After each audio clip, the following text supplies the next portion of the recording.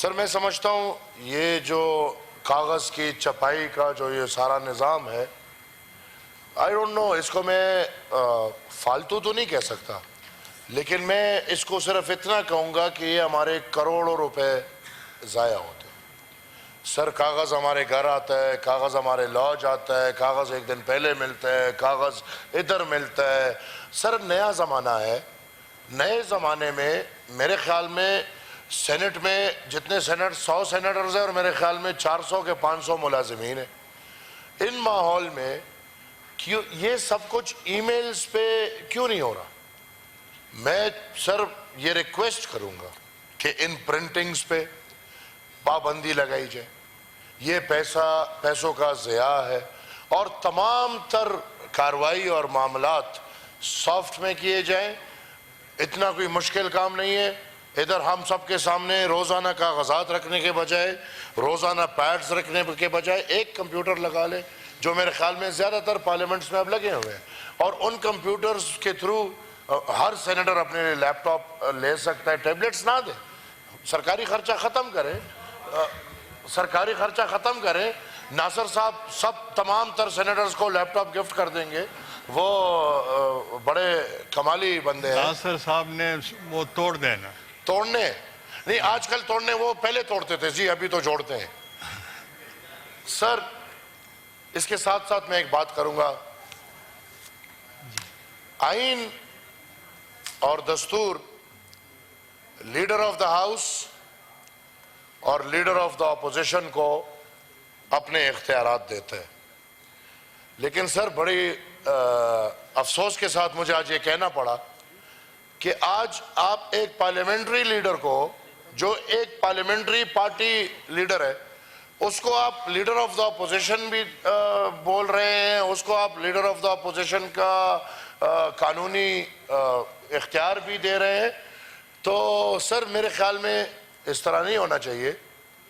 پہلے تو آئینی طور پہ آپ دیکھیں اس مسئلے کو، جیسے کہ ہی لیڈر آف دا ہاؤس جتنا امپورٹنٹ ہے، اتنا ہی لیڈر آف دا اپوزیشن بھی امپورٹنٹ ہے۔ اور میرے خیال میں بجائے اس کے کہ ہم آزاد گروپ کے پارلیمنٹری لیڈر، کیونکہ وہ تو اب عدالت نے بول دیا کہ they are not P T I, تو آزاد گروپ کے پارلیمنٹری لیڈر کو آپ لیڈر آف دا اپوزیشن کا رتبہ دے رہے ہیں، میرے خیال میں یہ ٹھیک نہیں ہے۔ اور ادھر سر جو ماحول ہوا بدقسمتی سے، میرے بزرگ ہیں سب، لیکن فلور کراسنگ نہ کل ڈیفینڈ ہو سکتا تھا، نہ آج ڈیفینڈ ہو سکتا ہے، اور نہ کل ڈیفینڈ ہو سکے گا۔ ہاں ہم تب بھی سنتے تھے کہ ضمیر جاگ گیا، ضمیر جاگ گیا، اور جاگے ہوئے ضمیر نے ووٹ دے دیے۔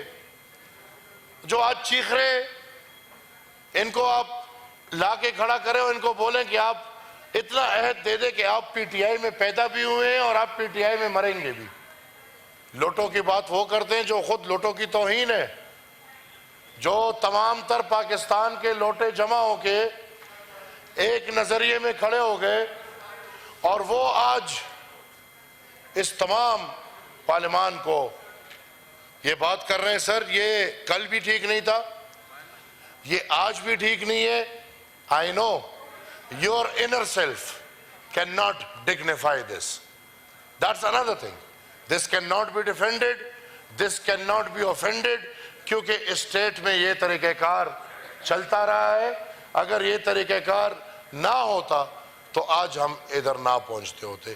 میں صرف اتنا کہوں گا کہ اس عمل کو ڈیفینڈ نہیں کیا جا سکتا۔ بالکل آپ ٹھیک کہہ رہے ہیں کہ قانون میں اس کے طور طریقے ہیں، ان طور طریقوں کو اپنانا چاہیے، لیکن as a parliamentary party leader, اور Maulana Ata ur Rahman Sahab as a parliamentary party leader, اور Ishaq Dar uncle as the parliamentary party leader, اگر ہماری پارٹی میں سے کوئی ہمارے نظریے کے اگینسٹ جائے گا، سکپ ہوگا، اس کو ہم ڈیفینڈ نہیں کر سکتے۔ ہاں اگر پرائے آ کے ہمیں ووٹ دیں یا آپ کو ووٹ دیں تو پھر obviously we then need اور to make excuses Thank for you. Them.